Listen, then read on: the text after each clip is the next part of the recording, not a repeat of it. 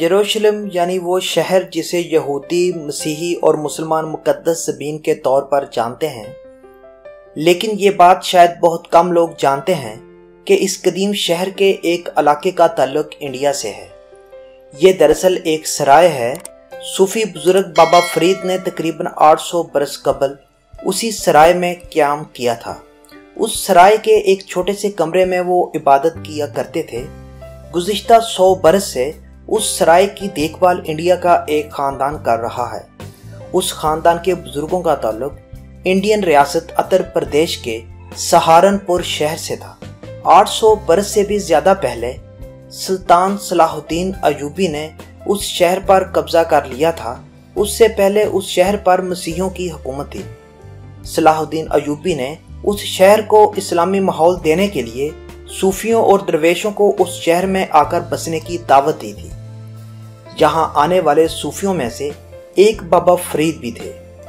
Indian और पाकिस्तान के पंजाब में उनके हज़ारों मरीद हैं। बाबा फरीद लंबे अरसे तक उस शहर में रहे, लेकिन ये वाज़ेह नहीं है कि वो यहाँ से इंडिया कब वापस लौटे। उनकी वापसी के बाद सदियों तक इंडिया से हज के लिए जाने वाले अफराद रास्ते में बाबा फरीद की सराय में रुककर कुछ दिन गुजारते थे। यह सिलसिला पहली जंग अजीम तक जारी रहा। उस दरमियान मस्जिद अक्सा और शहर की दूसरी इस्लामी इमारतों की हालत अच्छी नहीं थी। उन दिनों अरब ममालिक भी गरीब थे। अगर दौलत थी तो भारतीय नवाबों और सुल्तानों के पास। इसीलिए सन 1923 में यरूशलेम के मुफ्ती ने कुछ अफराद को इंडिया रकम लेने भेजा। इंडिया की आज़ादी के लिए लड़ने वाले मोहम्मद अली जौहर ने उस काम में उनकी मदद की। मुफ्ती ने यह भी कहा कि बाबा फरीद की सराय की देखभाल के लिए इंडिया से किसी को भेजा जाए। इस तरह सन 1924 में नज़ीर हसन अंसारी नाम के एक नौजवान को उस काम के लिए यरूशलेम भेजा गया, जहां जाकर उन्होंने उस सराय की देखभाल शुरू कर दी। कुछ अरसे बाद अंसारी ने एक फ़लस्तीनी लड़की से शादी कर ली और यरूशलेम के होकर रह गए। जब मैं पुराने शहर में वाक़या इस इंडियन सराय पहुंचा तो अंसारी की 2 पोतियों ने मेरा खैर मकदम किया।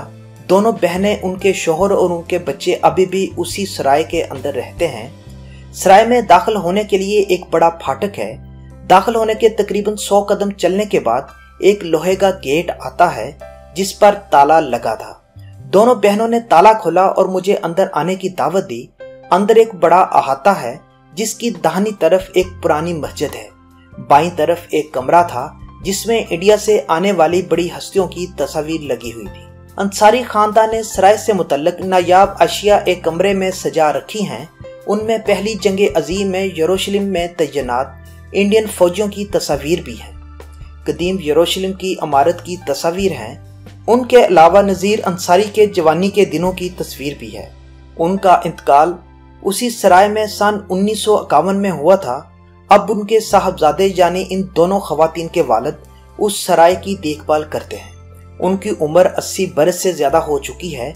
जब मैं वहां पहुंचा उस वक़्त वो उर्दन गए हुए थे। उसके बगल में उस कमरे का दरवाज़ा है जहां बाबा फरीद रहा करते थे। वो कमरा जिसमें बाबा फरीद रहा करते थे वो काफ़ी छोटा है, लेकिन शायद बाबा फरीद को इससे बड़े कमरे की ज़रूरत ही नहीं थी। बिश्तर वो उस कमरे के तहखाने में इबादत किया करते थे। दोनों बहनों में से छोटी बहन नूरजहां ने मुझे बताया कि दादा बताते थे कि बाबा फरीद एक बार में 40 दिनों तक लगातार उस तहखाने में बंद होकर इबादत करते थे। बाबा फरीद के निजी इस्तेमाल की कोई चीज़ उस तहखाने में मौजूद नहीं है, लेकिन उनकी यादें और उनसे वाबस्ता दास्तानें उस सराय और उस शहर में आज भी सुनाई जाती हैं। उस सराय पर इंडिया का मालिकाना हक है। आज भी उस जगह को देखने के लिए इंडिया से नामी ग्रामी हस्तियां आती हैं। इंडिया से आने वालों के लिए यहाँ 6 कमरे भी हैं जिनमें वो क़याम कर सकते हैं। यरूशलेम में कई जंगें हुई और ये शहर कई बार उजड़ा, लेकिन इंडिया और बाबा फरीद से मंसूब ये कोना 800 साल बाद भी आबाद है।